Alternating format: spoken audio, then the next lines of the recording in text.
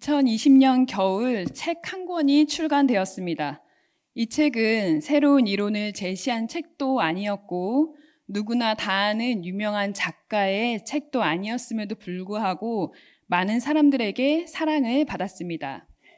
그 후로 2021년 그리고 2022년까지 에세이로는 이례적으로 2년 연속 올해의 책으로 선정되며 꾸준히 사랑을 받아 베스트셀러가 되기도 했고요. 많이 판매되었을 뿐만 아니라 어린이 청소년 분야 추천 도서로 자주 언급되고 지금까지도 많은 사람들이 좋아하는 책으로 뽑습니다. 바로 이 책인데요. 자, 이렇게 한번 돌아볼까요? 혹시 보신 적 있으신가요? 네, 어린이라는 세계라는 책입니다. 어린이 책을 편집하는 일을 하다가 어린이들과 독서 교실에서 책을 읽고 이야기를 나누는 일을 하는 선생님이 쓴 글입니다. 혹시 이렇게 표지를 보고 싱그러움이 느껴지시나요? 좀 멀지요. 표지를 보면 아이들이 뛰놀고 책을 들고 있고 짐볼 위에 올라가 있고 짐볼 위에서 이야기를 나누고 있습니다. 이 책은 처음에 이야기했듯이 대단한 이론을 소개하는 글이 아닙니다. 한 선생님이 어린이들과 책을 읽고 글을 쓰며 겪었던 크고 작은 에피소드에서 발견한 아이들의 이야기를 묶어놓은 책인데요. 언뜻 들으면 특별할 것 하나 없는 이 이야기가 이렇게 큰 사랑을 받았던 이유는 무엇이었을까요? 이 책은 시간이 걸릴 뿐이에요 라는 이야기로 시작합니다. 독서교실에는 현성이라는 아이가 있었는데 하루는 새로 산 풋사과를 신고 독서교실에 옵니다. 그러면서 처음 신는 신발이라 끈을 묶는 게 어려워 엄마에게 배워왔다고 말을 하지요. 그날 현성이와 선생님은 시간이 흐르면이라는 그림책을 읽고 함께 이런 이야기들을 나눕니다. 시간이 흐르면 아이는 자라고 연필은 짧아져. 시간이 흐르면 빵은 딱딱해지고 과자는 눅눅해지지. 그런데 딱 그날 마침 마지막 그림이 신발끈을 묶는 그림이었는데 책에는 어려웠던 일이 쉬워지기도 해 라고 써 있었습니다. 이 그림과 글을 본 선생님은 현성이에게 그러니까 어른이 되면서 신발끈 묶는 일도 차차 쉬워질 거야 라고 말을 합니다. 신발끈 묶기 어려워 엄마에게 배워왔다고 말한 게 떠올라서였겠죠. 그러자 현성이가 담담하게 말을 합니다. 그것도 맞는데 지금도 묶을 수 있어요. 어른은 빨리 할 수 있고 어린이는 시간이 걸리는 것만 달라요. 어린이는 나중에만 할 수 있는 게 아닙니다. 지금도 할 수 있지요. 시간이 걸릴 뿐입니다. 지금 어린이를 기다려주면 어린이는 나중에 다른 어른, 그러니까 어린이를 기다려주는 느긋한 어른이 되겠지요. 넓게 보면 이런 어른이 되는 건 좋은 세상을 좀 더 좋게 만드는 일이 아닐까 생각합니다. 이 책이 많은 사람들에게 사랑받았던 것은 우리 모두 이전에는 어린이였음을 다시금 깨닫게 하고 어린이라는 세계에 귀 기울이도록 만들었기 때문입니다. 어린이라는 세계에 귀 기울인다는 것은 어린이를 교육의 대상으로만 이해하거나 어린이의 가능성에만 초점을 맞추지 않고 어린이라는 세계 그 자체를 이해하려는 노력과 태도로 어린이의 현재를 바라보는 것이죠. 이 자리에 모인 성도님들은 어린이라는 세계를 어떻게 이해하고 계신가요? 특별히 어린이 청소년 주일로 어린이들과 함께 예배 드리는 지금, 함께 예배 드리는 우리 어린이들이 뒤에 이렇게 앉아 있는데 그런 어린이 한 명 한 명의 세계를 어떻게 이해하고 받아들이고 계신가요? 오늘 말씀을 통해 어린이라는 세계를 이해하고 더 나아가 어린이의 믿음은 어떤 믿음인지를 깨닫는 시간 되길 기도합니다. 오늘 말씀을 보면 예수님과 제자들이 대화를 하고 있는 장면이 나옵니다. 예수님께서 제자들과 이야기를 나누고 있는 그때에 어떤 작은 사건이 발생하지요. 바로 사람들이 예수님께서 만져주시기를 바라며 어린이들을 데리고 예수님 앞으로 오는 사건입니다. 그들은 예수님의 만져주심 그 자체에 큰 의미를 부여했을 것입니다. 예수님의 손이 바다를 잠잠하게 만들고 귀신 들린 사람에게서 귀신을 내쫓고 아픈 자를 치유하셨다는 소문을 이미 들었습니다. 그런 예수님께서 이 자리에 오셨대. 치유하시고 낮은 자들과 함께 하시는 예수님이 오셨대. 그러니 우리 가서 스치기만 하더라도 예수님의 손길을 경험해보자. 이런 마음으로 오지 않았을까요? 그들은 이런 기대를 가지고 어린아이들과 함께 그 자리에 나왔습니다. 그런데 이 모습을 본 제자들이 그들을 꾸짖습니다. 뭐라고 꾸짖었을까요? 감히 여기가 어디라고 이랬을까요? 아이들을 데리고 여기까지 와서 만져주시면 바라느냐라고 혼냈을까요? 왜 이렇게 시끄러워 정신없어 하고 꾸짖었을까요? 사실 오늘 말씀에 제자들만 아이들을 꾸짖은 것은 아닙니다. 오늘 본문을 조금 지나 11장에는 예수님께서 예루살렘으로 들어가신 후에 성전에서 매매하는 자들을 혼내시고 엎으시는 장면이 나옵니다. 그런데 마가복음에는 없지만 같은 사건을 기록한 마태복음에는 있는 이야기가 있습니다. 마태복음 21장 15절입니다. 대제사장들과 서기관들이 예수께서 하시는 이상한 일과 또 성전에서 소리질러 호산나 다윗의 자손이여 하는 어린이들을 보고 노하여 성전에 있던 대제사장들과 서기관들이 예수님을 향하여 호산나 다윗의 자손이여 외치는 아이들을 향해 화를 냅니다. 그들의 눈에 소리치는 아이들은 성전의 거룩성을 해치는 아이들로 보였을 겁니다. 시끄럽게 소리 지르는 아이들로 보였겠지요.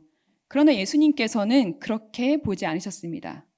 이어서 16절 말씀입니다. 어린아기와 젖먹이들의 입에서 나오는 찬미를 온전하게 하셨나이다 함을 너희가 읽어본 일이 없느냐 하시고, 예수님께서는 아이들의 목소리를 떠드는 소리로 듣지 않으시고 찬미로 들으십니다. 예수님을 높이는 소리로 들으셨습니다. 찬미를 온전하게 하는 목소리, 아이들의 목소리에서 완전하게 만드는 힘을 발견하신 것이죠. 어린아이들의 말로 완전하게, 어린아이들이야말로 말로 완전하게 만드는 어떤 것이다. 예수님은 아이들을 그렇게 생각하신 겁니다. 아이들의 목소리를 찬미를 온전하게 하는 것으로 들으셨던 예수님께서는 오늘 말씀에서도 제자들을 되려 꾸짖으십니다. 오늘 본문입니다.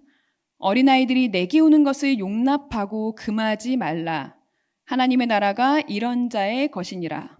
내가 진실로 너희에게 이르노니 누구든지 하나님의 나라를 어린 아이와 같이 받들지 않는 자는 결단코 그곳에 들어가지 못하리라 하시고, 노하실 뿐만 아니라 하나님 나라를 획득하는 방법, 하나님 나라에 들어가는 방법을 어린아이를 통해 말씀하십니다. 하나님의 나라는 이런 자의 것이다. 하나님의 나라를 어린아이와 같이 받들지 않는 자는 결단코 그곳에 들어가지 못한다. 여기서 받들다를 직역하면 받아들이다, 취하다의 뜻을 가집니다. 하나님의 나라를 받아들이면, 해석하면, 취하면 이라는 뜻이죠. 예수님께서는 하나님의 나라는 어린아이와 같이 받아들이고 취하는 사람의 것이다 라고 말을 하신 겁니다. 그렇다면 어린이와 같다는 건 무엇일까요? 특별히 어린이가 가지고 있는 고유한 특성, 어린이라는 세계의 특별함은 무엇일까요? 어린이의 특별함이 무엇인지 알기 위해서는 어린이였을 때는 가지고 있었으나 어른이 된 우리에게는 부족한 것들이 무엇인지 생각해 보면 됩니다. 어린이인 우리에게는 모자르거나 없고 어린이들에게 있는 것, 바로 감흥하는 믿음입니다. 어린이와 같다는 건 감흥할 줄 안다는 것입니다. 감흥한다는 것은 마음이 움직인다는 것이죠. 어떤 삶을, 어떤 상황을 보고 받은 느낌 그대로 마음이 움직이는 것입니다. 성도님들은 어떤 것에 마음이 움직이시나요? 최근에 나의 마음을 움직인 것은 무엇인가요? 이 질문에 바로 답할 수 있다면 어른이지만 어린이의 믿음을 가지고 있는 것입니다. 대부분의 어른들은 한참을 고민을 합니다. 지금 제가 질문을 드렸더니 성도님들의 표정이 엄청 고민에 잠 빠지신 표정이시거든요. 근데 우리 어린이들은 입이 막 근질거려요. 그리고 해석하기 시작합니다. 그러니까 마음이 움직인 거야? 그런데 마음이 움직인 건 뭐야? 마음이 움직이는 걸 어떻게 알 수 있어? 근데 어린이는 어떨까요? 그냥 마음이 움직입니다. 나의 마음이 움직였는지도 모를 수도 있습니다. 그런 아이들은 해석하기 이전에 마음이 움직인 대로 행동합니다. 마음이 움직여야 행동할 수 있지요. 마음이 움직인 대로 행동하는 모습을 통해 아이들이 감흥했구나를 알 수 있습니다. 고마워서 마음이 움직이면 바로 고마워 라고 말을 하고, 억울한 마음이 들 땐 억울하다고 소리치기도 합니다. 어린이들의 믿음도 그렇습니다. 어린이의 믿음은 감흥하는 믿음입니다. 마음이 움직이는 대로 따르는 믿음입니다. 오늘의 두 번째 본문인 요한복음 6장에는 오병이어 사건을 다룬 이야기가 나옵니다. 요한복음뿐만 아니라 공간복음서인 마태복음, 마가복음, 누가복음 모두에 기록되어 있는 만큼 큰 비중을 차지하고 있는 이야기이기도 합니다. 유월절이 가까워진 때에 예수님께서 제자들과 함께 산에 오르십니다. 제자들뿐만 아니라 큰 무리라고 일컬어질 만큼 많은 수의 사람들도 예수님을 따라 산에 올랐지요. 왜냐하면 예수님께서 이전에 행하신 표적들을 보았기 때문입니다. 그런데 오늘 본문에서 주목할 점은 사람들이 모인 그 이후의 사건들, 특별히 요한복음에는 있으나 다른 복음서에는 없는 사건들입니다. 복음서에는 같은 사건을 다루더라도 세세한 부분들은 다른 경우가 많습니다. 각각의 복음서가 주목하는 것, 말하고자 하는 것이 다르기 때문이죠. 그렇다면 오병이어라고 불리는 이 이야기에서 요한복음에는 있지만 다른 복음서에는 없는 것은 무엇일까요? 바로 빌립과 어린이의 이야기입니다. 요한복음 6장 5절과 6절 말씀입니다. 예수께서 눈을 들어 큰 무리가 자기에게로 오는 것을 보시고 빌립에게 이르시되 우리가 어디서 떡을 사서 이 사람들을 먹이겠느냐 하시니, 이렇게 말씀하심은 친히 어떻게 하실지를 아시고 빌립을 시험하고자 하심이라. 예수님께서는 많은 무리의 사람들을 보시고 특별히 빌립을 지명하여 이 사람들을 먹일 떡을 어떻게 준비할 것인지를 물으십니다. 예수님의 이 질문은 해결 방법을 강구하는 질문이 아니라 빌립이 이 상황에 어떻게 대처할지를 미리 아시고 빌립을 시험하고자 물으신 것이라고 6절에서 말하고 있지요. 이 질문을 받은 빌립은 해결책을 고민합니다. 그리고 이렇게 말하죠. 사람들에게 조금씩 받아도 200데나리온의 떡이 부족합니다. 빌립은 모인 사람들에게 조금씩 모아야겠다는 결론을 내리지만 그렇게 모은다고 할지라도 당장 모두의 끼니를 해결할 수 없다고 판단합니다. 그런데 빌립이 이렇게 대답하고 얼마 지나지 않아 또 다른 제자 중 하나인 안드레를 통해 또 하나의 다른 이야기가 전해집니다. 9절 말씀입니다. 여기 한 아이가 있어 보리떡 5개와 물고기 2마리를 가지고 있나이다. 그러나 그것이 이 많은 사람들에게 얼마나 되겠사옵나이까. 한 아이가 자신의 것을 내어놓습니다. 아이가 내어놓은 음식은 보리떡 5개와 물고기 2마리입니다. 그곳에 모인 사람들과 나눠 먹기엔 턱없이 부족한 음식이죠. 그래서 이 말을 전한 안드레도 말을 전하긴 하지만 이미 부족할 것이라 판단을 하고 말을 합니다. 그러나 오늘 우리가 주목할 것은 안드레의 입을 통해 전해진 아이의 도시락이 아니라 아이가 내어놓은 도시락 그 자체입니다. 사실 분석해보면 6절, 한 절, 그나마 그 말씀도 아이의 입을 통해 직접 전해진 말도 아니고 안드레를 통해 아이의 내어놓음이 예수님께 전해진 것이죠. 그러나 우리는 이 짧은 구절에 상상을 더해서 당시의 상황을 그려볼 수 있습니다. 안드레의 눈에 비친 아이의 도시락이 아니라 아이의 시선에서 본 상황을 말이죠. 아마도 아이는 소풍 가는 마음으로 혹은 호기심에 어른들을 따라 그 자리에 왔을 겁니다. 예수님이 오신대. 수많은 기적들을 행하신 분이라던데. 그런 예수님이 말씀을 전하신대. 이야기를 전해주신대. 들으러 가볼까? 잔뜩 신이 났을 겁니다. 어린이들은 이런 재밌는 이야기들을 좋아하지요. 그리고 집안의 어른에게 허락을 받았을 겁니다. 저 예수님의 말씀을 들으러 다녀도 될까요? 아이의 말을 들은 어른은 아이가 다녀올 수 있도록 허락하고 도시락을 싸주었겠죠. 물고기도 싸고 버리떡도 싸고 그러면서 당부했을 겁니다. 오고 가는 길 조심하고 배가 고프면 이 도시락을 꺼내서 먹어. 조금 여유 있게 쌌으니 같이 간 친구나 같이 이야기를 듣는 사람들이랑 나눠 먹어도 돼.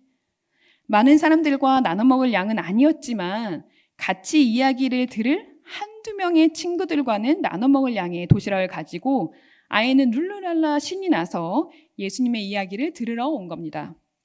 그런데 사람들이 모인 그때에 예수님께서 함께 있는 어른들에게 사람들을 먹일 떡에 대해 물으시는 것을 들은 거지요. 사람들과 나눠 먹을 떡이 필요하다고? 나눠 먹을 음식이 필요하다고? 예수님의 말을 들은 아이는 그 순간 무엇인가가 떠올랐습니다. 바로 자신의 도시락을 떠올린 거지요. 배고프면 먹으라고 싸준 도시락이 떠오른 겁니다. 도시락이 떠오른 아이는 어떻게 했을까요? 함께 그 자리에 있던 어른들 중 한 사람을 찾아가 도시락을 내밉니다. 바로 그 어린이 안드레입니다. 빌립을 시험하고자 빌립에게 사람들을 먹일 떡을 어디서 구하겠느냐 물으셨던 예수님의 질문에 모두가 생각지도 못한 곳에서 답을 얻습니다. 사실 그곳에 있던 어른들은 그것이 답인 줄도 몰랐습니다. 그들은 예수님의 물음에 해석하고 고민하기 바빴지요. 물론 이 믿음이 헛된 것은 아닙니다. 다만 어른의 믿음은 이런 믿음임을 말하고 있고 우리의 믿음도 그곳에 있던 수많은 어른들의 믿음과 다르지 않을 것이라는 걸 알 수 있습니다. 어른들의 믿음은 고민하는 믿음, 생각하는 믿음, 판단하는 믿음입니다. 그런데 어린이의 믿음은 어떠했나요? 내가 가진 도시락이 모두를 먹일 수 있을까? 고민하지 않습니다. 예수님과 제자들의 고민을 듣고 마음이 움직였습니다. 그리고 마음이 움직임대로 행동했지요. 감응하는 믿음입니다. 내가 가진 것을 나눠야겠구나. 아이의 마음에 작은 돌멩이가 던져졌고 아이는 그 물결의 파동대로 행동했습니다. 우리는 때론 제자들처럼 어린이의 감응하는 믿음이 해결 방법이 될 수 있는가를 고민하고 그것이 답이 될 수 없다고 미리 판단하기도 합니다. 어린이 도시락을 보고 이게 얼마나 되겠냐고 말했던 안드레처럼 말이죠. 하지만 예수님께서는 어른의 해결 방안이 아닌 어린이의 감응하는 믿음을 사용하십니다. 예수님의 시험을 통과했던 건 고민하는 빌립의 믿음이 아니라 감응하는 어린이의 믿음이었습니다. 결국 모든 문제를 해결하는 분은 예수님이십니다. 턱없이 모자라 보이던 아이의 도시락을 가지고 축사하시고 떼어 모두의 배를 불리게 하신 것처럼요. 우리가 해야 할 것은 해결 방법을 고민하는 것이 아니라 마음이 움직인 대로 행동하는 것입니다.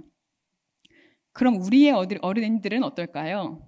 교육부 친구들은 감흥의 대가입니다. 찬양하다 신이 나면 박수를 치고요. 이렇게 몸을 들썩이기도 합니다. 사실 기도를 하다가도 웃기면 키득키득 웃기도 합니다. 멀리서 목사님이 보이면 반가운 마음에 목사님 하고 소리치면서 달려오기도 합니다. 교육부 예배는 격주로 어린이 친구들이 대표 기도를 합니다. 어떤 친구는 감응하는 대로 기도문 없이 나라와 자연과 예배를 위해 기도를 하고요. 공동체 놀이를 할 때는 즐거우면 즐거운 대로, 반대로 지면 좀 많이 속상하긴 해요. 지면 속상한 대로 감응합니다. 어린이와 같이 하나님 나라를 받든다는 것은 이처럼 감응하는 믿음으로 하나님 나라를 취하는 것을 뜻하는 것이 아닐까요? 해석하고 판단하고 눈치 보고 고민하는 믿음이 아니라 가장 먼저 하나님께서 주시는 기쁨과 은혜, 신앙 공동체에서 누릴 수 있는 감사와 감격에 감응하는 믿음이 아닐까 생각합니다. 제자들을 꾸짖은 예수님께서는 어린아이들이 오는 것을 금하지 않을 뿐더러 어린아이들을 안고 안수하시고 축복하십니다. 예수님께서 어린아이들을 데리고 오셨습니다. 예수님의 부르심은 단순히 아이들을 호명한 것을 넘어 공간으로의 초대를 뜻합니다. 제자들이 어린이의 공간과 예수님의 공간을 분리하고 금했던 것과는 대조되게 예수님께서는 공간의 분리를 허무시고 어린아이들을 기꺼이 예수님 곁으로, 예수님이 거하시는 곳으로 부르십니다. 예수님의 목소리를 상상해 볼까요? 어떤 목소리로 아이들을 부르셨을까요? 목소리에 무게를 빼고 약간의 장난기를 더해 부르셨을까요? 아니면 다정한 아빠의 모습으로 아이들에게 손짓하셨을까요? 어떤 모습이었든 확실한 것은 아마도 아이들에게 가장 친숙하고 가장 다정한 모습이셨을 거라는 겁니다. 이리 와, 이리 와. 괜찮아. 좀 떠들어도 괜찮아. 뛰어도 괜찮아. 말씀하시면서 머리를 쓰다듬으시고 손을 잡아주시며 끌어안아 주시지 않으셨을까요? 예수님께서 거하시는 곳이 아이들을 금하는 장소가 아니라 아이들을 끌어안는 장소가 된 것이죠. 예수님이 거하시는 공간으로 아이들을 기꺼이 초대한 것입니다. 그렇다면 오늘 본문 15절에서 어린아이와 같이 라는 말을 또 다른 뜻으로 해석해 볼 수 있지 않을까요? 한국어로 같이는 두 가지 뜻을 지닙니다. 첫 번째 뜻은 어린이의 믿음을 감응하는 믿음으로 해석했던 것처럼 어떤 상황이나 행동 따위와 다름이 없이 라는 뜻이고, 두 번째 뜻은 둘 이상의 사람이 함께입니다. 예수님의 부르심을 공간으로의 초대라고 해석한다면 두 번째 뜻으로도 해석할 수 있습니다. 15절에서 같이라는 말의 원어는 헬라어 호스입니다. 이 호스의 어원은 메토코스인데 이 단어는 영어로 쉐어러, 파트너입니다. 이 쉐어러라는 의미는 나와 함께 공유하는 사람, 함께하는 사람의 의미를 가지고 있습니다. 즉 함께 나누고 공유하는 사람이죠. 이 단어에서 파생된 오늘의 단어 호스, 즉 가치를 한국어의 두 번째 뜻풀이와 같은 맥락에서 해석할 여지가 생깁니다. 어린아이처럼이라는 첫 번째 뜻과 더불어 어린아이와 함께라는 뜻으로 해석할 수 있습니다. 어른이 너 혼자 예의만 지키며 어린이를 금하고 배척하며 하나님의 나라를 만드는 너희가 하나님 나라에 들어가는 것이 아니라 하나님 나라를 어린아이와 함께, 어린아이와 더불어 받들어야만 하나님 나라에 들어갈 수 있을 것이다 라고 해석한다면 어떻게 달라질까요? 처음에 소개했던 어린이라는 세계라는 책에는 이런 구절이 나옵니다. 어린이는 어른을 보고 배울 기회가 필요하다. 어린이는 가만히 서서 키만 자라지 않는다. 어린이에게는 성장할 공간이 필요하다. 공공장소에서도 어린이는 마땅히 한 명으로 대접받아야 한다. 어린이라는 이유로 배제할 것이 아니라 어린이도 누릴 수 있는 공간을 만드는 쪽으로 어린이들의 지혜를 모으는 게 옳다. 어린이는 그런 공간에서 배우며 자랄 것이다. 어린이에게는 공간이 필요합니다. 마음껏 뛰놀고 배울 수 있는 공간뿐만 아니라 때론 실패하고 혼나도 어른과 함께 지내며 어른을 보고 배울 공간 말입니다. 믿음도 마찬가지입니다. 어린이 친구들의 믿음이 자랄 공간이 필요합니다. 이 공간은 단순히 장소를 뜻하지 않습니다. 공간 자체보다 공간으로의 초대가 중요하지요. 기도하시는 권사님들을 보면서, 먼저 인사해 주시는 장로님들을 보면서, 아이들의 눈을 마주치며 웃어주시는 갈보리교회 어른들을 보며 우리 어린이들의 믿음은 자라고 단단해지고 그 속에서 아이들은 예수님의 사랑을 몸으로 체득합니다. 사랑은 머리로 배우는 것이 아니라 몸으로 체득하는 것이니까요. 교육부를 담당하고 있는 다른 목사님들과 대화를 나누다 보면 자연스럽게 교회 자랑을 좀 하게 됩니다. 그 교회 자랑의 내용이 뭐냐면 어린이 자랑인데요. 대부분의 내용은 우리 친구들은 이래서 이쁘고 우리 교회는 이래서 좋고 막 이런 내용입니다. 그런 자랑 속에서 저의 한마디면 사실 늘 갈보리 교회 승으로 끝납니다. 어떤 자랑일까요? 우리 친구들은 주일 예배가 끝나면 예배당으로 우르르 뛰어가 입니다. 이 말을 들은 목사님들은 모두 박수를 치면서 와, 갈보리 교회가 진짜 좋은 교회구나 인정을 합니다. 우리 친구들은 주일 예배가 끝나면 예배당으로 우르르 뛰어가.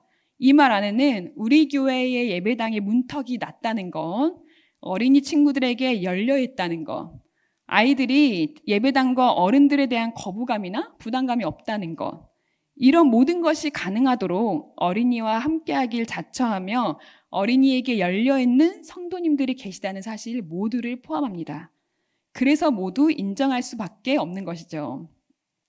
예수님께서는 예수님의 공간에 아이들을 초대하시고 어른들을 향해 어린아이와 함께 하나님 나라를 받아들이지 않으면, 어린아이를 제외하고 너희들만 믿음을 지켜나가면, 어린이들을 배제하고 어린이를 외면하는 믿음으로는 하나님 나라에 들어갈 수 없다고 단언하고 계십니다. 어린이와 함께 어린이를 내가 있는 공간으로 초대하고 함께 눈을 마주치고 웃고 어린이들의 믿음을 위해 기도로 중보하며 어린이들과 함께 믿음을 지켜나갈 때만이 하나님 나라가 우리의 것이 된다고 말씀하는 것이지요. 우리 교회엔 각기 다른 어린이라는 세계가 있습니다. 아직은 어리지만 믿음만은 어리지 않은 이건희, 태윤이, 지율이, 이제는 언니의 믿음으로 업그레이드 되어서 대표기도까지 씩씩하게 해내는 지연이, 수아, 형아들을 보면서 믿음을 키우는 종우, 작년 여름 성경학교를 통해 갈보리 교회를 알게 되어 믿음을 심은 아영이, 주혜. 3학년이라 공부는 좀 힘들대요. 3학년이라 공부는 좀 힘들지만 단단한 믿음으로 어린이부의 든든한 허리가 되어주는 태강이, 예원이, 지한이. 누구보다 즐겁게 찬양하는 종민이. 세상은 가장 무서운 중학생이라고 말을 하지만 정말 누구보다 따뜻하고 든든한 수인이, 도유, 규원이, 다솜이. 어떤 상황 속에서도 예배의 자리를 마땅히 지키는 우리 고등학교 3학년 시온이까지. 갈보리 교회에는 이렇게 귀한 어린이, 청소년이라는 세계가 있습니다. 각기 다른 이 세계는 존재 자체만으로 고유하고 빛나고 시간은 걸리지만 묵묵히 해낼 것을 해내고야만은 무엇보다 감흥하는 믿음을 가진 어린이들의 세계지요. 갈보리 교회에 속한 이 빛나는 세계들을 기억해 주시고 늘 이 어린이들과 함께할 수 있기를 기도합니다. 이 어린이들을 기억하며 기도하며 이 세계가 단단히 자랄 수 있도록 기도해 주십시오. 더불어 어린이라는 세계뿐만 아니라 갈보리 교회에 속한 우리 모두가 어린이와 같이 감흥하는 믿음, 어린이와 함께하는 순간을 통해 하나님 나라를 취하고 하나님 나라에 들어가는 기쁨을 이 땅에서 온전히 누릴 수 있기를 주의 이름으로 축원합니다. 기도하시겠습니다.